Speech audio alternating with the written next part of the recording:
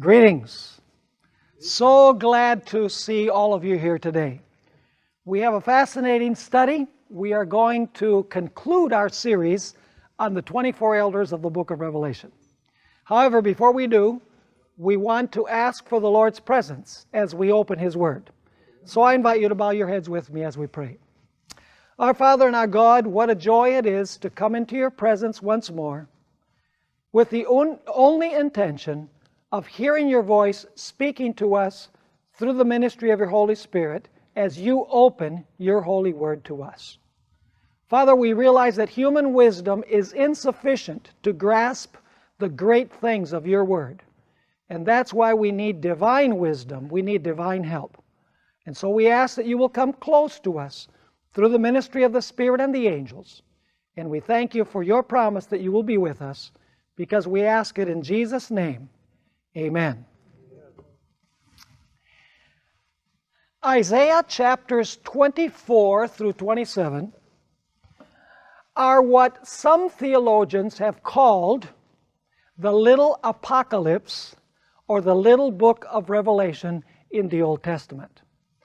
The reason why some theologians have referred to these chapters as the little book of Revelation in the Old Testament is because these three chapters actually have a very close relationship with the last three chapters of the book of Revelation. Now, I'd like to begin by having us turn in our Bibles to Isaiah 24, and I would like to read verses 1 through 4. And immediately you're going to realize that this is describing the cataclysmic global events that will take place at the second coming of Jesus Christ.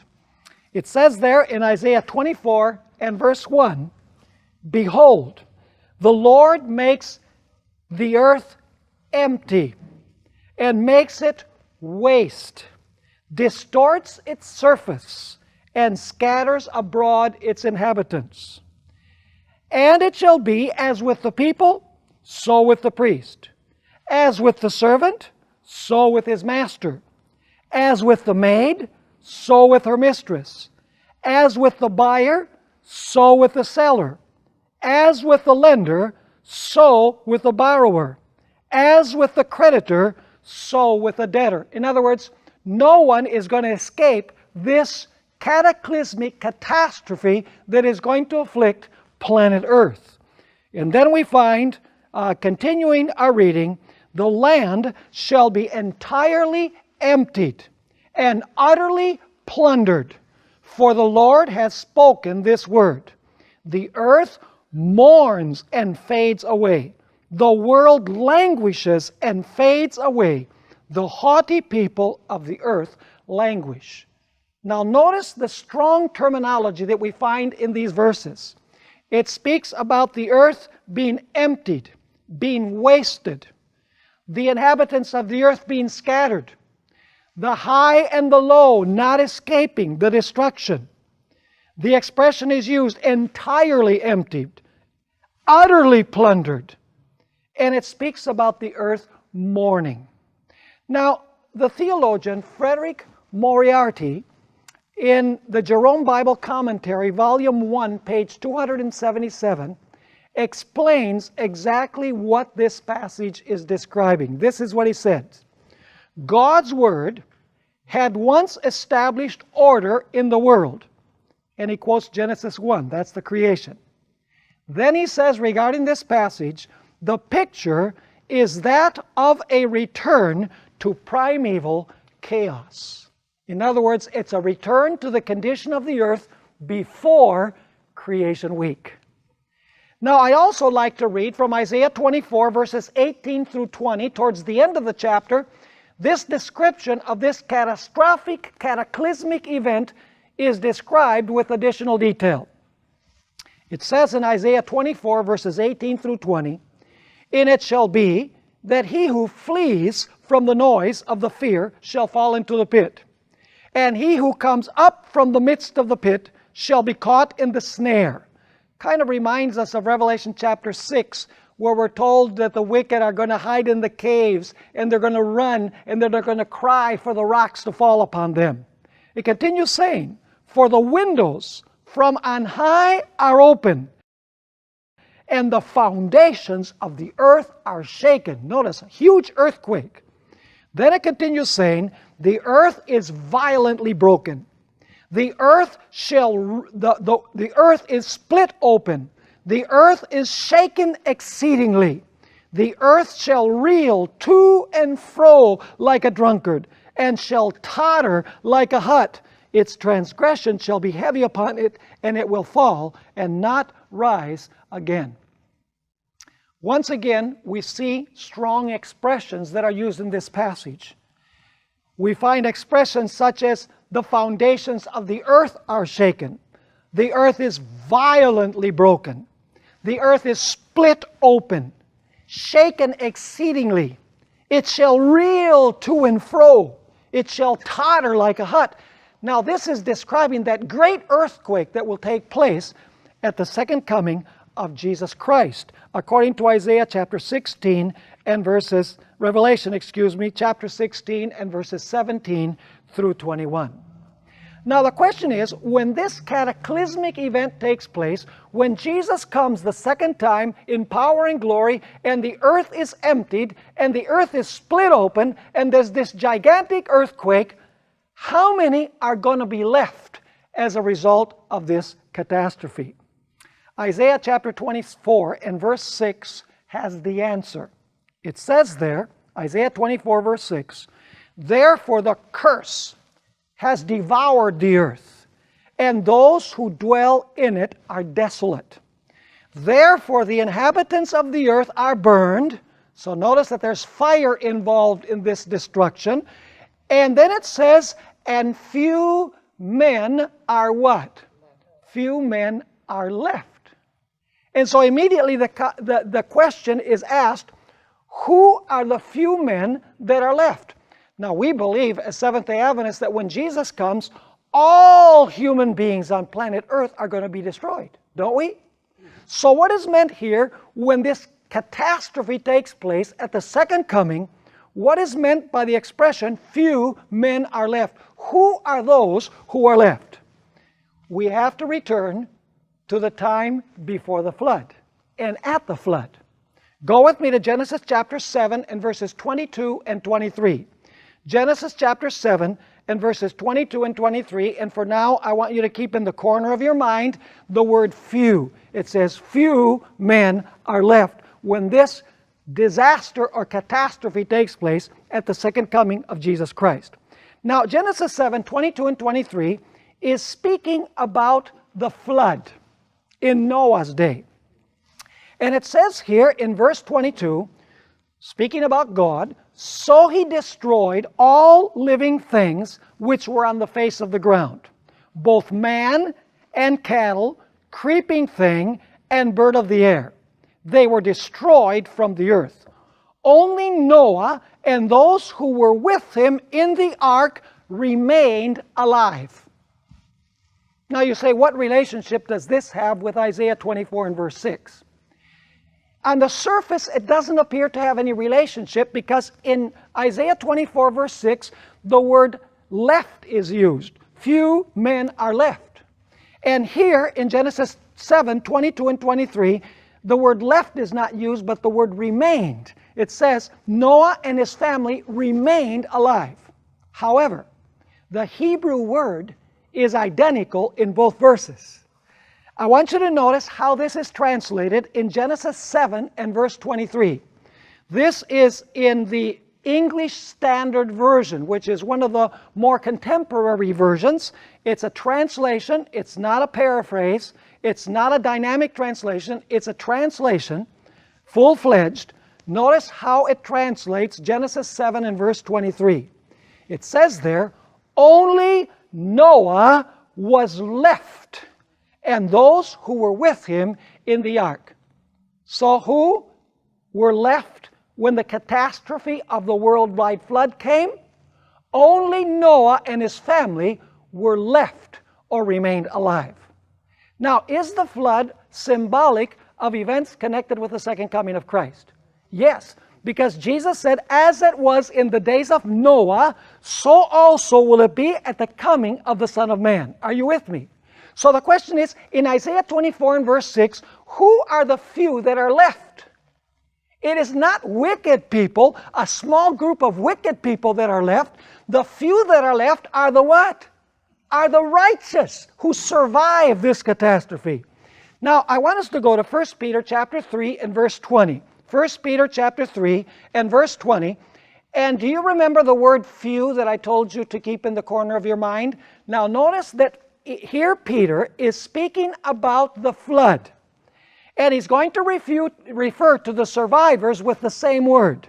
Notice 1 Peter chapter 3 in verse 20, speaking about the ark, it says, in which a few, that is, 8 persons, were brought safely through the water. So my question is, who are the few that are left when Jesus comes? They are the same idea as the few that were left at the time of the flood.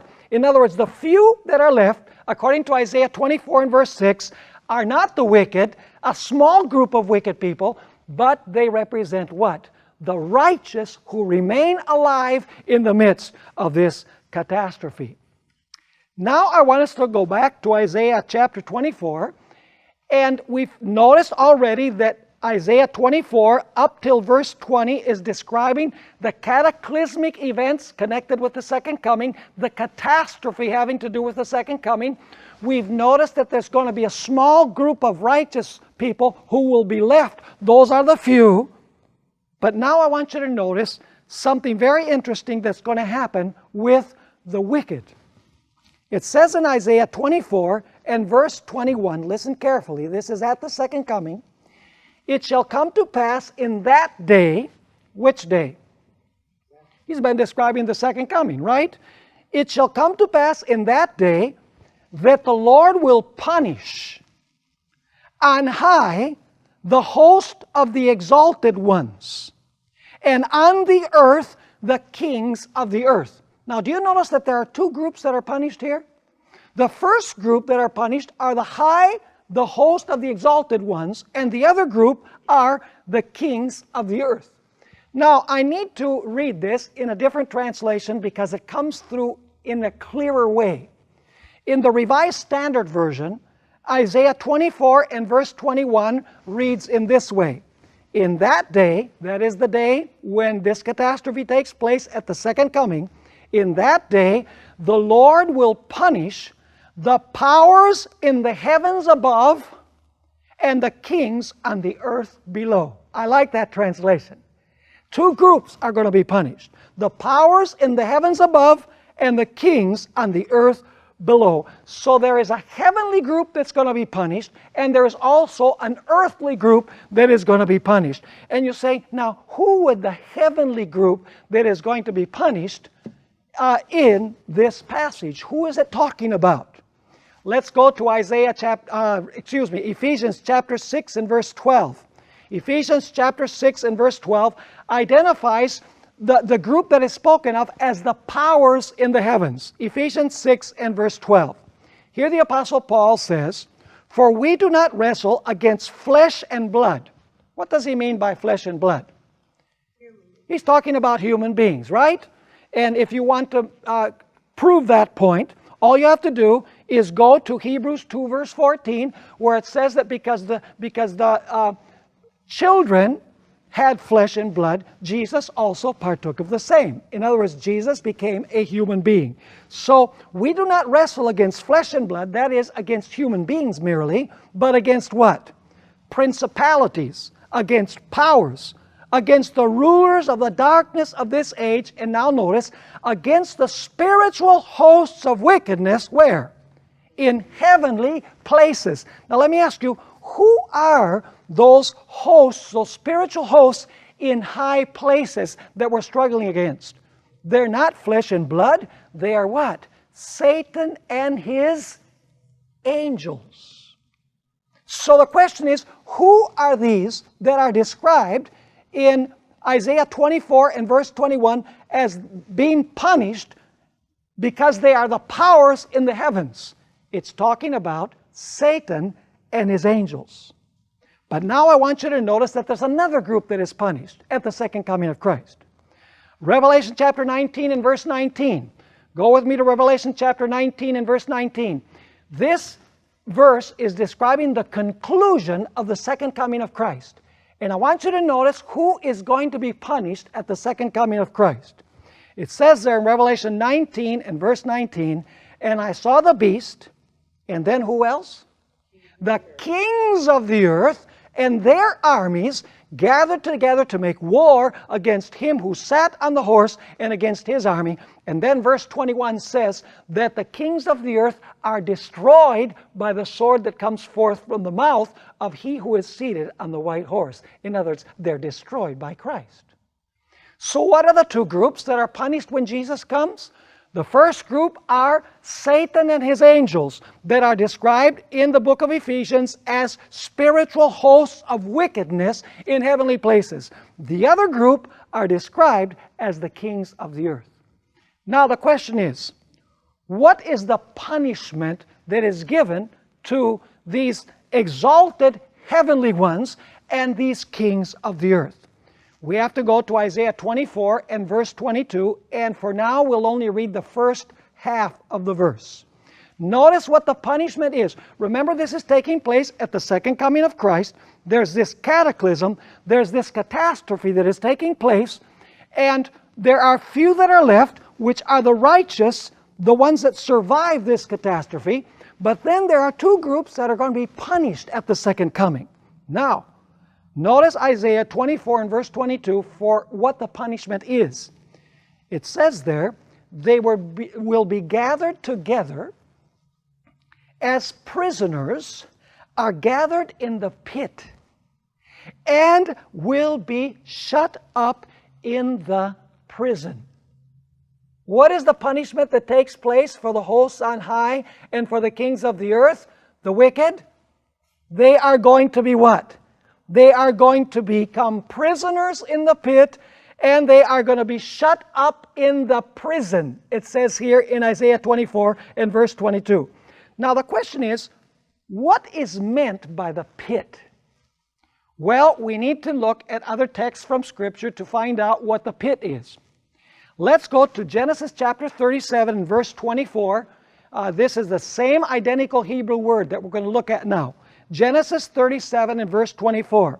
It's talking about the experience of Joseph. And I want you to notice what they did, what his brothers did with Joseph. It says there in Genesis 37:24, then they took him and cast him into a what? Into a pit. The same identical word that we find in Isaiah. And the pit was empty, there was no water in it. What was this really? It was a cistern, right? Where water was drawn to supply the needs of the people that lived nearby. And so it says here that Joseph was cast into this pit. Now let me ask you, was he alive? Yes. Did he stay there permanently? No. It was only until it could be decided what was going to be done with him. Now let's go to Isaiah 38 where this same word is used. Isaiah 38 and verse 6. This time it's talking about Jeremiah. And you know Jeremiah was thrown into the dungeon. And that word dungeon is the same word that is used in Isaiah chapter 24. It says there in Jeremiah 38 and verse 6, so they took Jeremiah and cast him into the dungeon of Malchiah the king's son, which was in the court of the prison. And they let Jeremiah down with ropes. And in the dungeon there was no water but mire. So Jeremiah sank in the mire, that is, in the mud.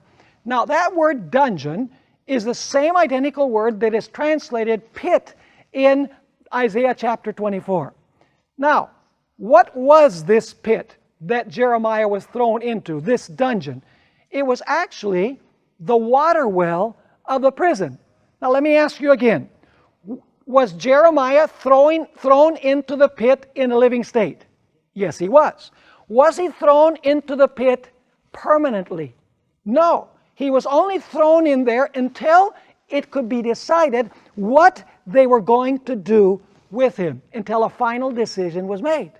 And so the pit can refer to a place of confinement where living individuals exist until a decision is made about what is going to happen with them.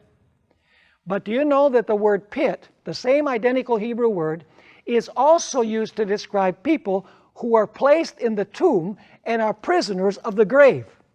Notice Isaiah 38 and verse 18. Isaiah chapter 38 and verse 18. Very interesting that the pit can also refer to a place where dead people are, where dead people are confined in prison, so to speak.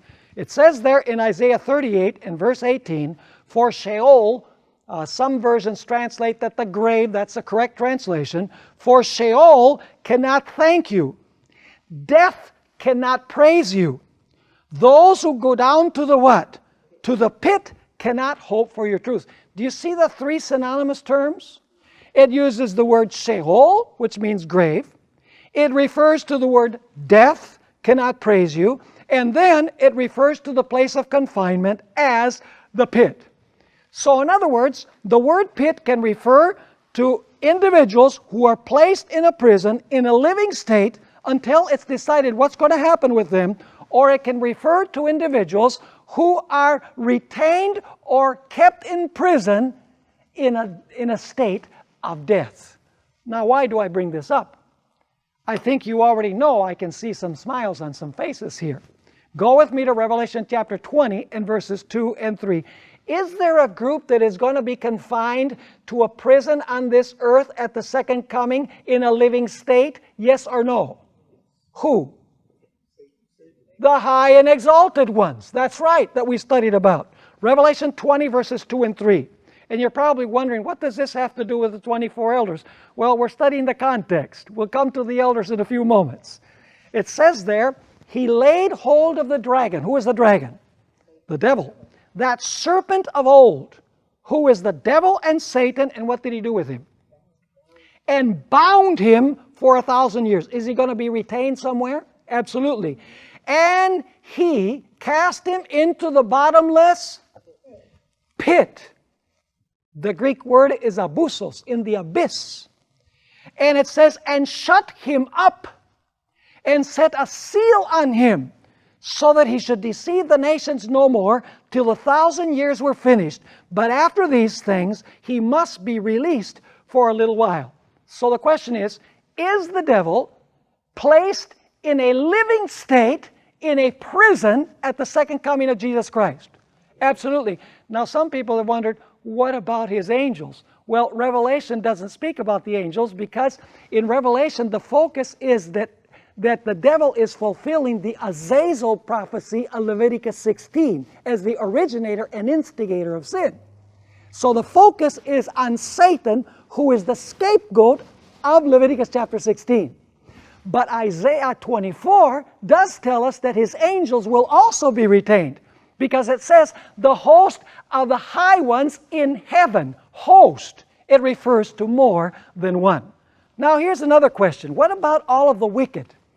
Are the wicked going to be retained in a prison during the 1,000 years? Absolutely. Notice Revelation chapter 20 and verse 5. Revelation chapter 20 and verse 5. And I'm only going to read a part of this verse.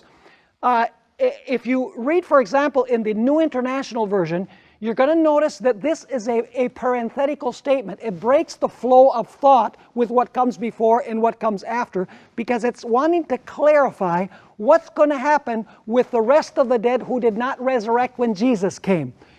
In other words, with the wicked dead who were not raised when Jesus came on the clouds of heaven. It says in Revelation 20 verse 5, but the rest of the dead, that is, those who were not taken to heaven with Christ when he came to resurrect the righteous dead, but the rest of the dead did not live again until when? Until the 1,000 years were finished.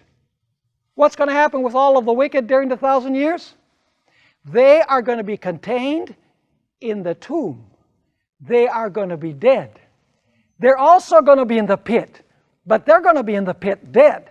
Whereas the devil and his angels are going to be in the pit how? Alive. Are you understanding what I'm saying? Now, let's go to Isaiah 24 and verse 22. And I know you might have questions, and at the end we're going to allow you a chance to ask questions in case something isn't absolutely clear. Isaiah 24 and verse 22. Are we doing well so far? Yes. So we have the second coming of Christ, terrible catastrophe, few individuals are left, that's the righteous. At that time, two groups are going to be punished. One group are the wicked angels, Satan and his angels. The other group are those who live upon the earth. They're described as the kings of the earth. The high and exalted ones are going to be placed as prisoners in the pit on planet earth during 1,000 years in a living state. Whereas all of the wicked will also be in the pit, so to speak, but they will be dead. Now the question is, how long are they going to remain in the pit? How long are they going to remain in this prison? Isaiah 24 and verse 22, the last part of the verse has the answer. And I'm going to read the first part of the verse again so that we have the context. It says, they will be gathered together as prisoners are gathered in the pit and will be shut up in the prison. And now notice, after what? After many days, they will be what? Punished. Now, that's interesting. I thought we already read that they were punished once when Jesus came. Now it says, after many days, they will be punished. How many stages to the punishment of the exalted ones and the kings of the earth? How many stages? 2 stages. The first stage is when they're placed in the prison or in the pit. Many days go by, and then comes their final stage of punishment. Are you clear? Now the big question is, how long are the many days? I think you have the answer. Revelation chapter 20 tells us how long that period is. The many days are equivalent to how long? They are equivalent to 1,000 years. Incidentally, do you know that here we have proof for what is known as the year-day principle? Because in Isaiah it says many days, but that's interpreted in Revelation as 1,000 years. Days are equivalent to years. So as you compare these two passages, you have the year-day principle as you compare Isaiah 24 with Revelation chapter 20. Now let's talk about what happens at the end of the 1,000 years, after the many days, when they're shut up in prison. First of all, Revelation 21 and verse 2, if you go with me there, Revelation chapter 21 and verse 2, tells about the descent of the holy city. And then let me ask you, are the wicked going to resurrect after the 1,000 years?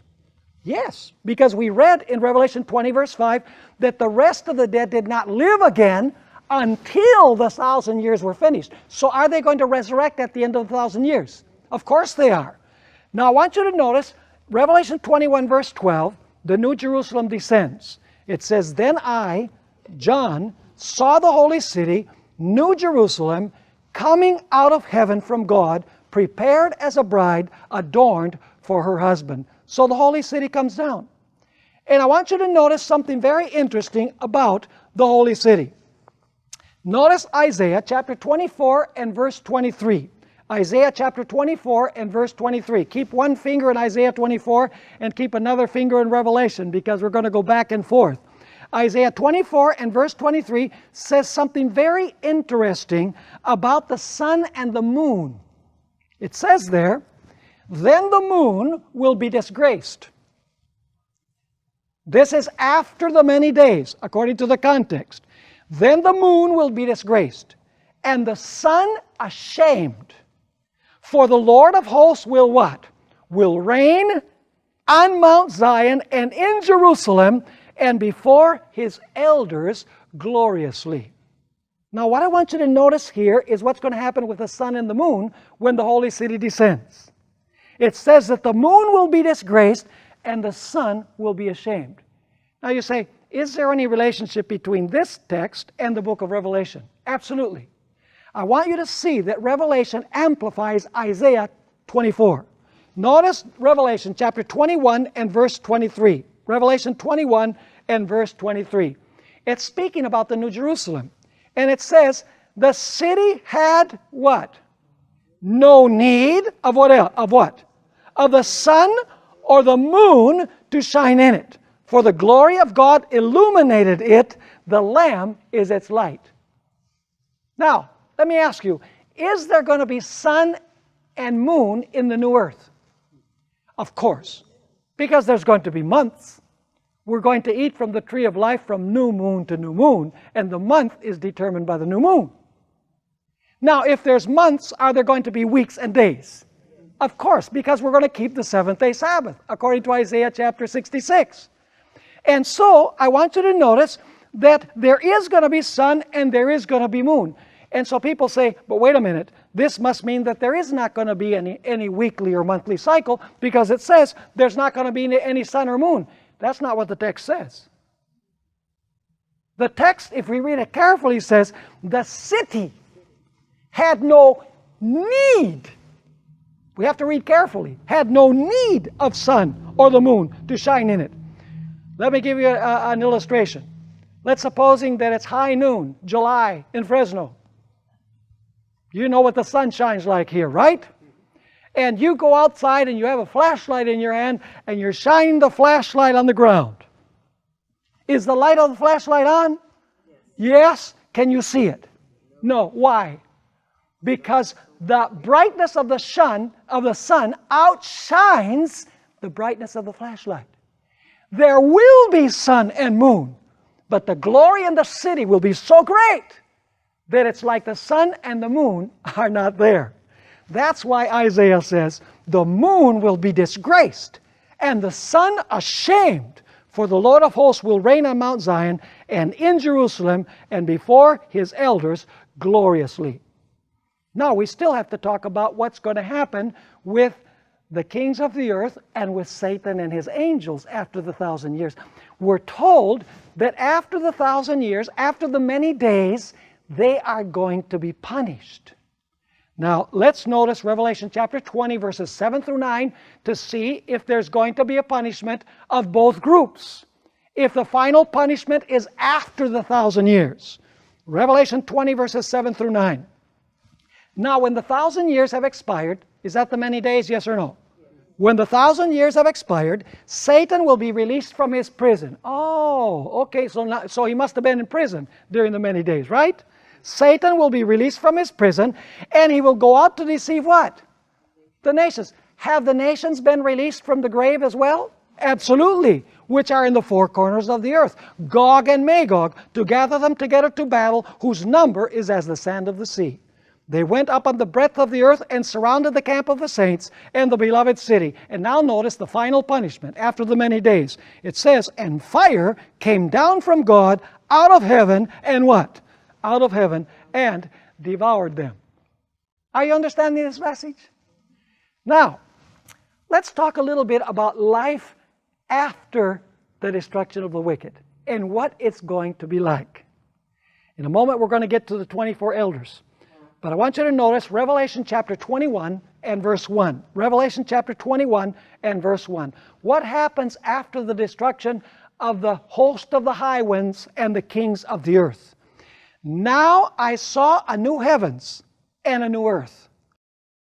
For the first heaven and the first earth had passed away. Also there was no more sea. So notice now, after the destruction of these two groups, there's a new heavens and a new earth. And then notice Revelation 21 and verse 4. And God will wipe away every tear from their eyes. There shall be no more pain, nor sorrow, nor crying. There shall be no more death, for the former things have passed away. Now, if you're still wondering whether there's a connection between Revelation 20 and 21 and the book of Isaiah, that idea will be dissipated. Because this verse comes from Isaiah. Isaiah chapter 25, the little apocalypse, or the little book of Revelation. It says there in Isaiah 25 and verse 8, He will swallow up death forever.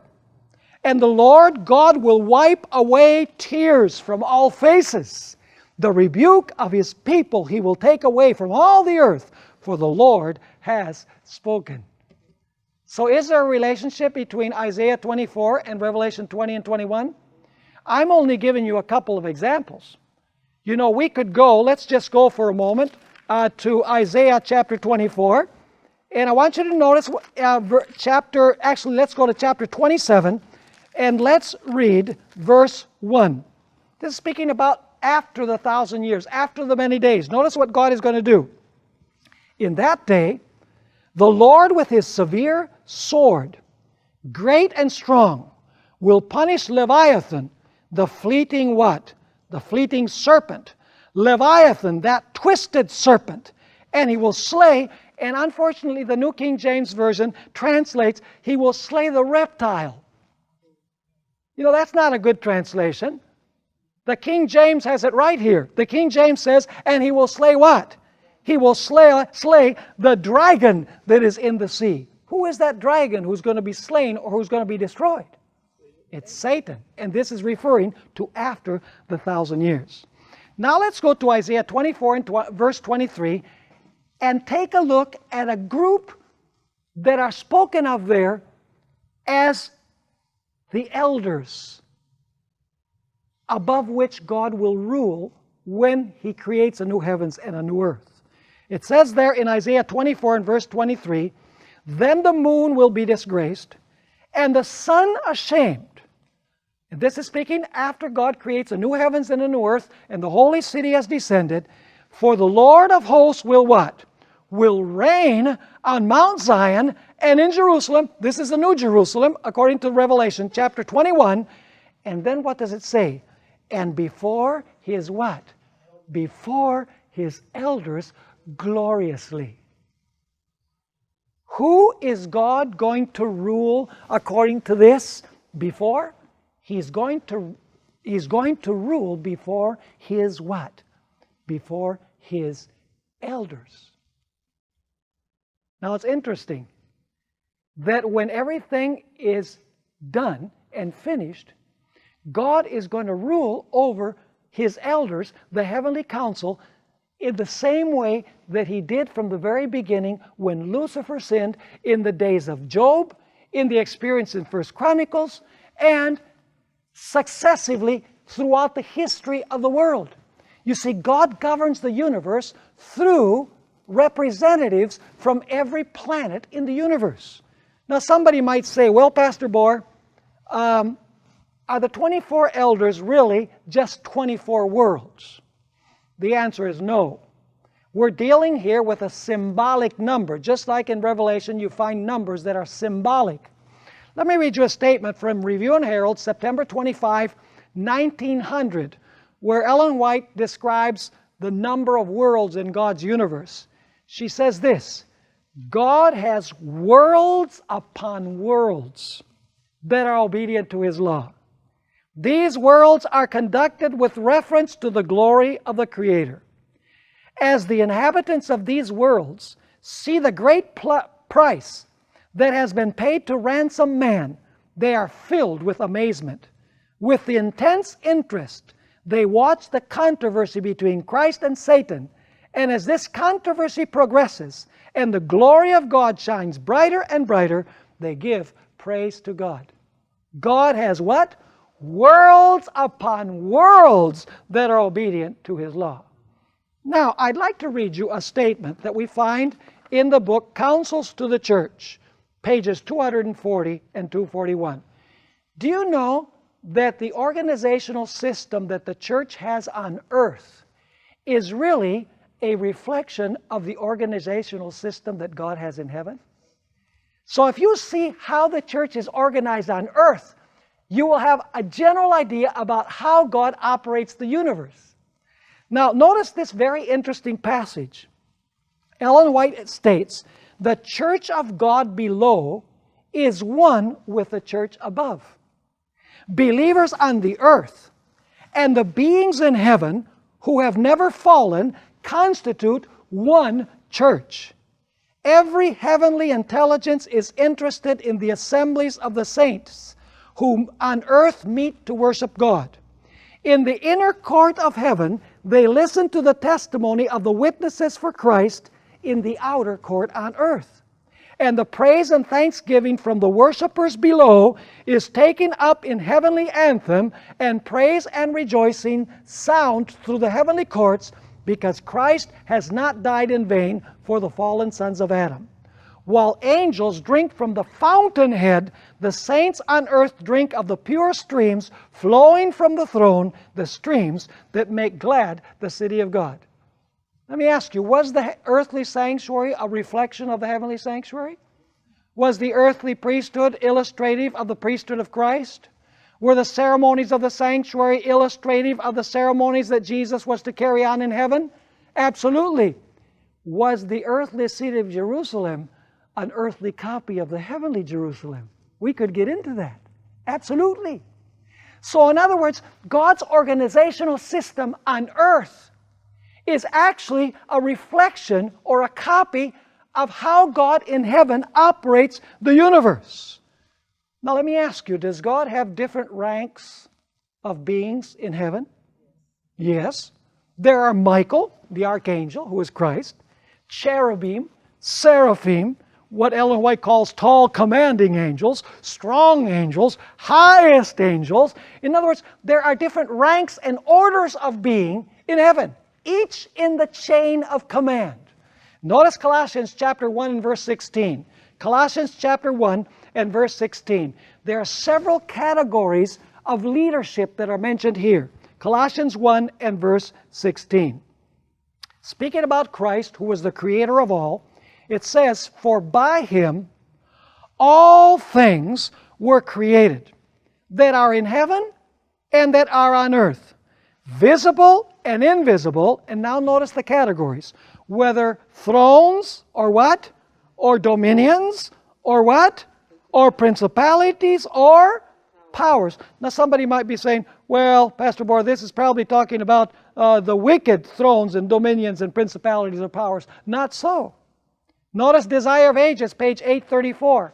When Christ ascends to heaven and enters through the gates into the city to go into the holy place, where all heaven is waiting for His arrival, we find this statement: "With joy unutterable, rulers and principalities and powers acknowledge the supremacy of the Prince of Life."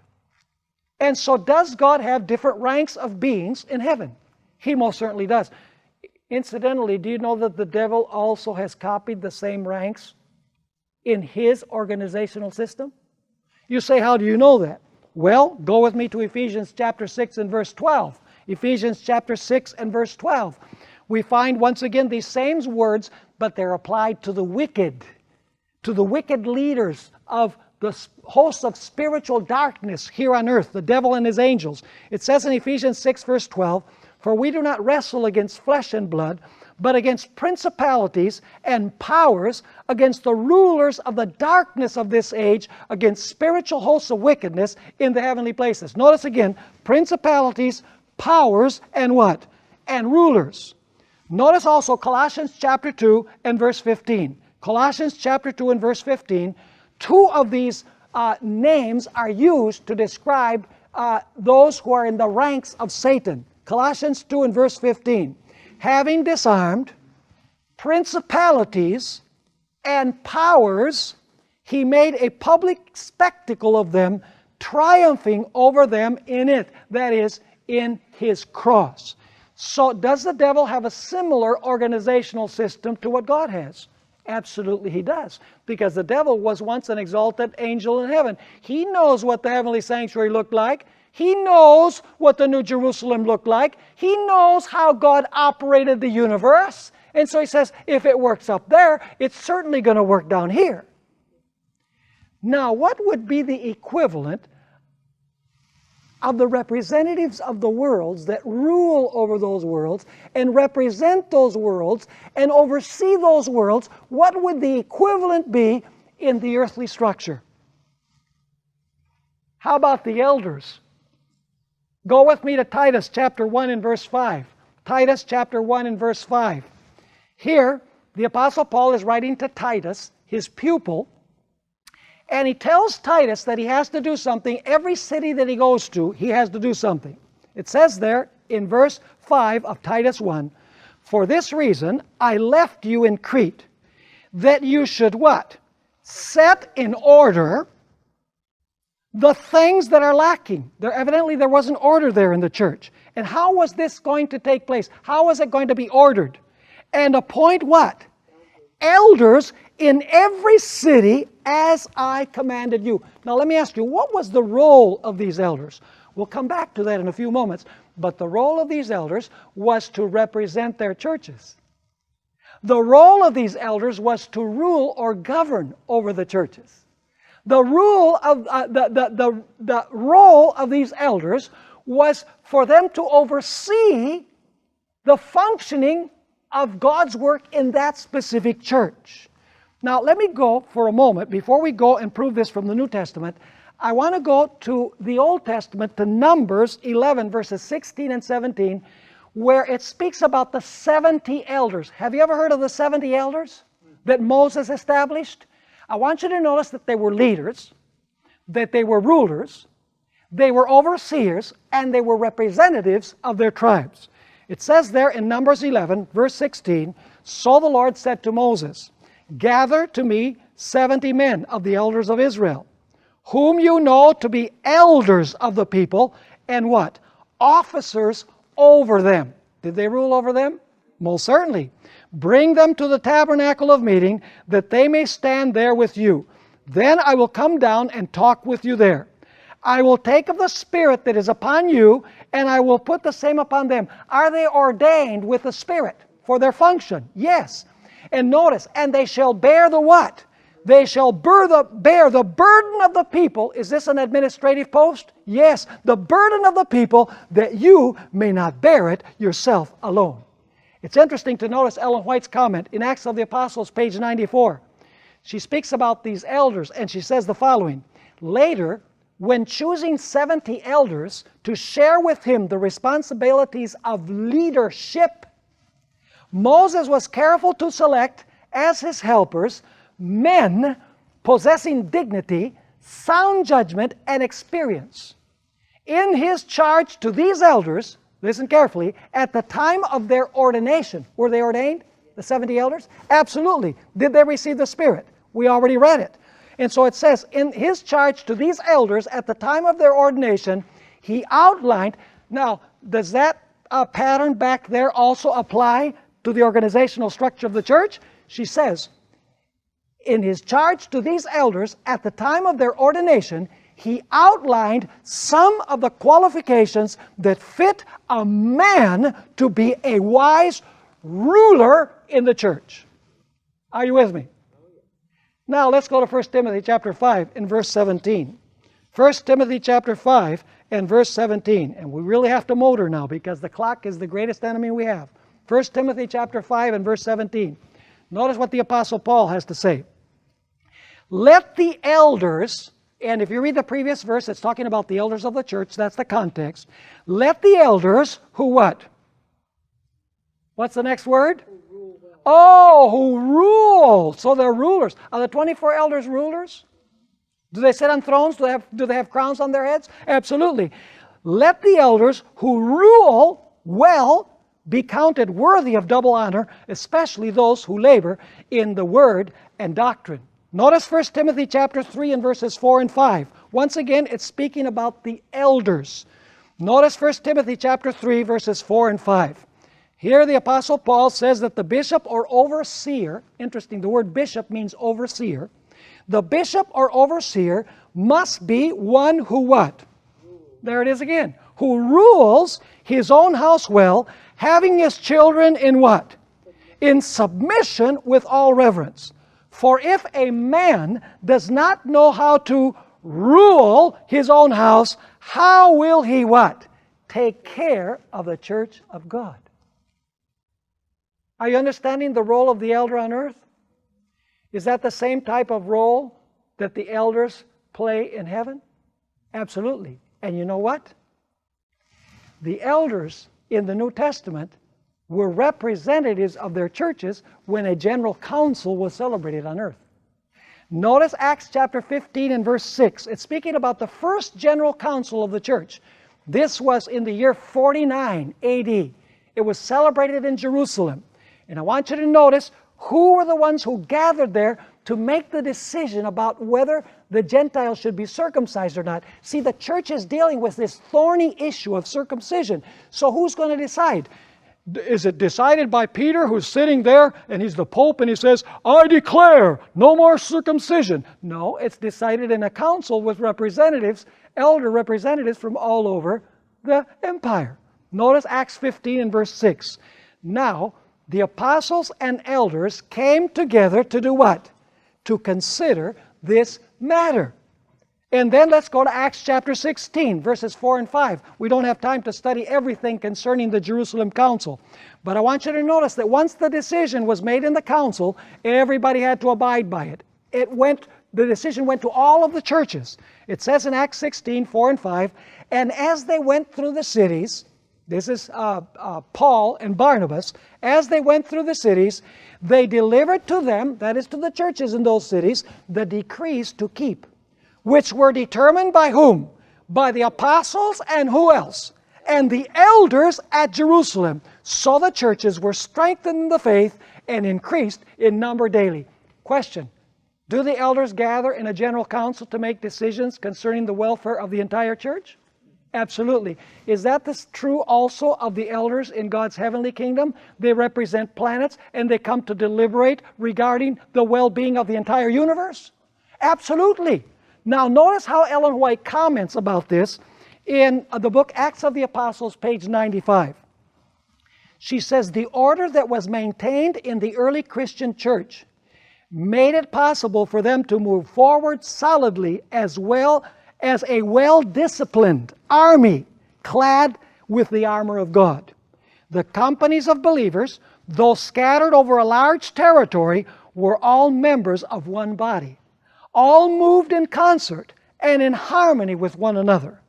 When dissension arose in a local church, as later it did arise in Antioch and elsewhere, and the believers were unable to come to an agreement among themselves, such matters were not permitted to create a division in the church, but were referred to a general council of the entire body of believers, made up of appointed delegates from the various local churches, with the apostles and elders in positions of leading responsibility. Thus, the efforts of Satan to attack the church in isolated places were met by concerted action on the part of all, and the plans of the enemy to disrupt and destroy were thwarted. Are you catching the picture? So what is the role of the 24 elders? Remember, it's a symbolic number. What is the role of the representatives of the worlds? They rule over those worlds. They oversee those worlds. They represent those worlds before the heavenly council. Do you remember that we noticed when Lucifer sinned, what did God do? God could have sat on his throne and he could have said, oh, this individual has violated my law, he's rebellious, throw him out. But according to the spirit of prophecy, God gathered the heavenly council. And he said, okay, folks, this is what we have. This is the problem that has come up in the universe. Now, what do you suppose we're supposed to do? The spirit of prophecy tells us that the heavenly council said to God, expel him from heaven. Interesting. That God cares what his creatures, how his creatures see him. In other words, God runs a representative style of government. Interesting. God is a God of democracy. Now, could God do it all by himself if he wanted to? Of course he could. But God cares to involve all of the beings in his entire universe and has delegated the responsibility to represent in the heavenly council every planet in his vast universe when decisions are made that affect not only a local situation but that affect the entirety of the universe. Let me ask you, would the rebellion of Satan in heaven cause turmoil for all of the universe, or was it just a localized problem in the presence of God? Listen, if it was not handled, it would eventually have infected the whole universe. And so God gathered the heavenly council together. Now, summarizing then, the elders on earth give us a pattern so that we can understand the roles of the elders in heaven. The elders are rulers and overseers. The elders are representatives of different planets, as the elders on earth are representatives of individual churches. The elders deliberate in a council, and the elders are administrators of their section of the church. They are officers, as Ellen White says many times in her writings. So do the elders have a very important function in God's administration of the universe? They most certainly do. And you know, it's really nice that someday, as I was mentioning before, we'll be able to travel to all of these worlds. And we'll be able to meet the representatives from those worlds. And we'll be able to talk to those representatives of the worlds. And as we also studied, Adam will be reinstated in his first dominion. He will represent planet Earth in the heavenly council. Isn't it marvelous the way that God operates His universe? You know, God could do it all Himself, but God gives different gifts in the church to make sure that the church functions in perfect harmony and in perfect unity. What a wonderful and marvelous God we have. And so, in conclusion, the 24 elders are powerful, strong, the highest of angels that have been placed in different worlds to oversee and rule those worlds and represent those worlds before the heavenly council. And someday we will have the privilege of meeting them, and will become acquainted with them, and will be able to ask them undoubtedly many questions about history and how it transpired and how God was vindicated before all of the beings of His universe. What a wonderful and marvelous God we have. Let's make sure that we don't miss the boat and that we are there.